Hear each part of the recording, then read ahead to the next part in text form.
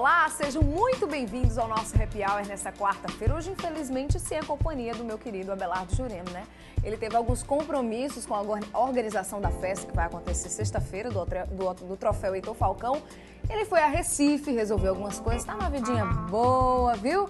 E me deixou sozinho hoje aqui, mas tudo bem. Olha, a partir de hoje, nós vamos homenagear os artistas plásticos paraibanos aqui no Happy Hour. Como vocês podem ver aqui, mostra aqui, abre aí a câmera.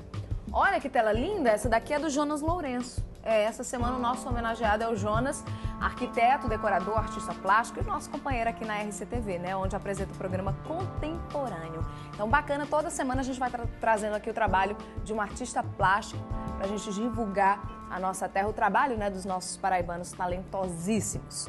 E hoje, Dia Nacional do Combate ao Fumo, olha só, a gente vai conversar com o pneumologista Ronaldo Rangel sobre os males do cigarro para quem fuma e para quem convive com os fumantes. Doutor Ronaldo, seja bem-vindo, chega para cá. Tudo bom? Tudo bem, como é que vai? Seja bem-vindo ao Happy Hour. A primeira pergunta que eu lhe faço é a seguinte: o senhor gosta de Happy Hour? Gosto de Happy Hour, Gosta? acho que é sempre bom. É bom, né? Bom. Confraternizar é muito bom. Hoje, dia do combate ao fumo. O que a gente tem para comemorar nesse dia? Ou não tem? Não, a gente até tem para comemorar. Eu acho que assim, o cigarro, ele chegou a diminuir o número de fumantes no Brasil. Nós estamos em torno de 17%. Certo. Tá? Chegou a ser quase 25% há uns 10 anos atrás. Porém, a gente tem que ter consciência que esses 17% que ficaram são aqueles mais renitentes, mais difíceis de parar de fumar. Sim. Entendeu? Então, assim, não é porque diminuiu que o problema acabou, pelo contrário. Hoje a gente vê aí, há muito tempo, né, que a propaganda de cigarros no Brasil foi proibida, mas a gente vê que ainda tem uma incidência, principalmente de jovens, né? Se eu não me engano, eu tenho um dado aqui que o Jornal Correio publicou há alguns dias, que dos 10 novos fumantes, 7 são entre 12 e 21 anos, né? A que se deve essa turma jovem, que tem tanto acesso à informação, ainda acabar caindo, né, nessa cilada, vamos dizer assim. O jovem, ele gosta de contestar, essa é a verdade. E o cigarro, como ele está cada vez mais odiado, ele ainda é uma forma de contestação. Às vezes agredir o pai, a mãe, muitas vezes é um problema familiar. É uma revolta e vou usar o cigarro como... O problema do cigarro é que é uma revolta que não passa, porque ele rapidamente vicia. A nicotina é uma das drogas que tem maior poder de viciar as pessoas. E aí acaba caindo nessa tentação. Quais são os principais, se a gente puder chamar assim de principais, né? Mas as mais frequentes doenças, né, causadas pelo fumo? Olha, toda vez que você inala alguma coisa, o aparelho respiratório é o mais sensível do organismo. Ele é o termômetro da vida, que a gente chama. O cigarro, ele pode causar problemas desde alérgicos, então você inala aquilo e se você for asmático, tiver uma bronquite, você vai piorar sensivelmente disso. Certo. E o cigarro também provoca aquelas doenças crônicas do mau uso do aparelho respiratório. Bronquite crônica, enfisema e o câncer de pulmão. Sim. Você, como agride todo o epitélio do corpo humano que é agredido constantemente, ele vai reagir, podendo tornar-se mais vulnerável, que é a célula cancerosa. Para você ter um paralelo, é a mesma coisa da pele. Se você queima, não toma sol e descasca, a chance de você ter câncer de pele é maior. Certo. Mesma coisa, você agride todo dia o epitélio respiratório, a chance dele ter uma célula maligna acaba sendo bem maior. Agora, uma pessoa que é fumante há 10 anos, parou de fumar, ela, vamos dizer assim, nos termos populares, ela consegue ter um pulmão limpo algum dia? Olha, eu sempre dou um exemplo que eu acho que é bem prático para todo mundo que entende de carro. Certo. O pulmão é um filtro de ar, só que você não pode trocar. Então, alguma coisa vai sempre ficar no nosso pulmão. Hoje, com a qualidade do ar que a gente respira cada vez pior, todo mundo já tem um pulmão pior do que no tempo dos nossos avós. Então você vê que o índice de doenças respiratórias, mesmo nos não fumantes, tem aumentado pela pior qualidade do ar. Agora, quando você bota uma fumaça a mais, algum grau de contaminação, de piora desse filtro, vai existir. Sempre se diz assim, se você fumou mais de 10 anos, para você poder limpar o pulmão vai demorar pelo menos 5 anos. E os fumantes passivos?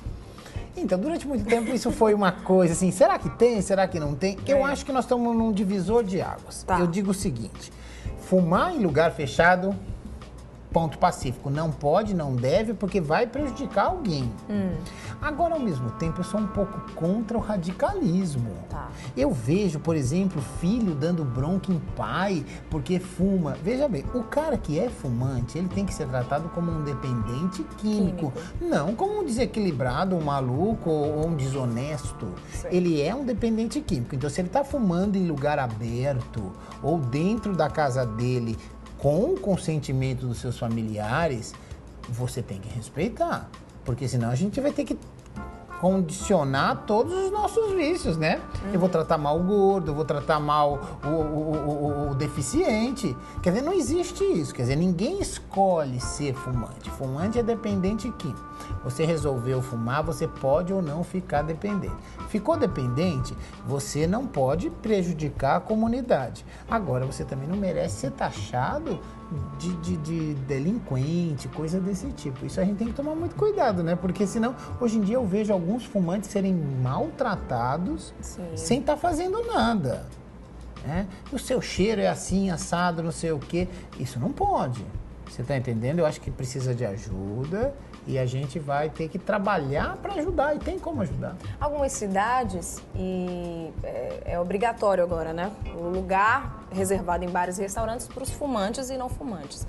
Em outras cidades, as pessoas já estão se adequando, né, a esse estilo de vida e acaba já colocando do lado de fora, na varanda do bar, do restaurante, uma parte para fumantes e tal. Tem resultado essa medida? Não tem resultado. Isso, ó, isso é verdadeiro. Quer dizer, não dá, eu não estou defendendo fumar em lugar fechado, absolutamente proibido. Agora, é isso que eu estou te falando. Assim, você tem um lugar aberto onde pode fumar, aí é diferente, aberto. Tá. Se o lugar não for definido como aberto, não circular, ele entra como proibido também. Você nunca pode prejudicar o outro fumando. Por exemplo, se o pai fuma e está com uma criança dentro do carro e ele fuma dentro do carro, ele está sendo inconsequente, porque aí ele está passando para a criança que não pode se defender a respiração de alguma coisa que não é benéfica. Por que a gente vê, assim, alguns fumantes, ou alguns ex-fumantes, né, quando tomam a atitude de parar de fumar, engordam? Olha, foi feita uma pesquisa, isso é uma pesquisa legal. Qual é o maior medo do ex-fumante homem? Impotência. Ele não tem medo de enfisema, de bronquite, ele tem medo da impotência. Por isso que isso é um artifício que o médico tem que usar para falar, olha, fulano, Convencer. se você não está preocupado com o seu pulmão, pelo menos se preocupe em outras coisas. E a mulher fumante, o grande problema é ganhar peso. Então ela tem medo de parar de fumar para não ganhar peso. Mas o que é que liga uma O que é que liga é o seguinte, a nicotina, ela não deixa de ser um estimulante do sistema nervoso central.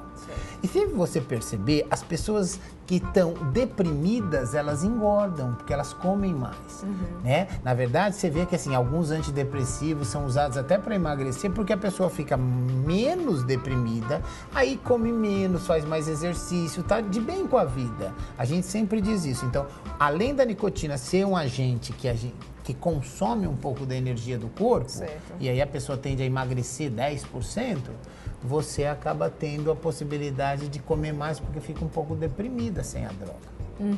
A gente vai para um rápido intervalo, a conversa está muito boa, mas daqui a pouco a gente volta. Hoje a gente recebendo aqui o Dr. Ronaldo Rangel, falando sobre saúde, falando sobre qualidade de vida e também sobre o combate ao fumo. Então a gente volta já já, não sai daí.